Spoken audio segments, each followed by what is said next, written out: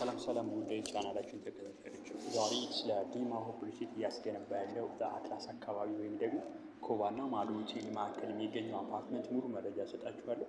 ይሄ አፓርትመንት ጂ ፕላስ 16 የሆነ አፓርትመንት ነው። ጂም፣ ስፓ እንደዚህ አይነት አሚኒቲ የከርሰ ምድር 3 ቤዝመንት ፓርኪንግ ያጠቃልላል አፓርትመንት ነው ማለት ነው። ታዲያ ከ6 እስከ 11ኛ እና ከ11ኛ እስከ 16ኛ የተለያየ ዋጋ ኑሯቸው በፉል ፊኒሽድ ብቻ የሚሸጠው አፓርትመንት ነው የሚሆነው። ታዲያ በፍሎር 4 ቤት ነው የሚሆነው። ባለ 1 መኝታ፣ ባለ 2 መኝታ፣ ባለ 3 መኝታ ቤቶች ይኖሩና ባለ 1 መኝታ 85 ካሬ፣ ባለ 2 መኝታ 119፣ 182 እና 171 ደግሞ ባለ 3 መኝታ ቤቶች ይሆናሉ ማለት ነው። እነዚህ አፓርትመንቶች ታዲያ እጅግ በጣም ለግዠሪ እና ስፓሽስ አሰራር ሲስተም ተከትለን የምንሰራቸው ነው የሚሆነው። እዚህ በ15% ቅድመ ክፍያ ብቻ የግላችሁ ማድረግ የምትችሏቸውን ቤቶች ፍሎር ፕላን አሳያችኋለሁ ማለት ነው። እዚህ ጋር ባለ 1 መኝታ ይኖራል። ባለ 1 መኝታ 85 ካሬ እንደምታዩት ጠቅላላ 37 ካሬ ሳሎን፣ በጣም ሰፊ ሳሎን ያለው ቤት ነው። 75 ካሬ ማለት ነው። ታዲያ ይህን ቤት በ15% ቅድመ ክፍያ የግላችሁ ማድረግ ትችላላችሁ።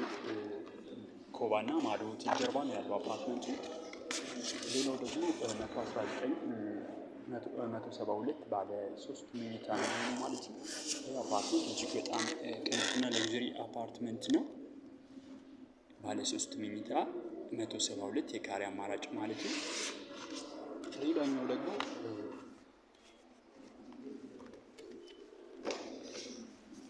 ባለ 3 መኝታ የካሬ አማራጭ 181 ካሬ ባለ 3 መኝታ ነው።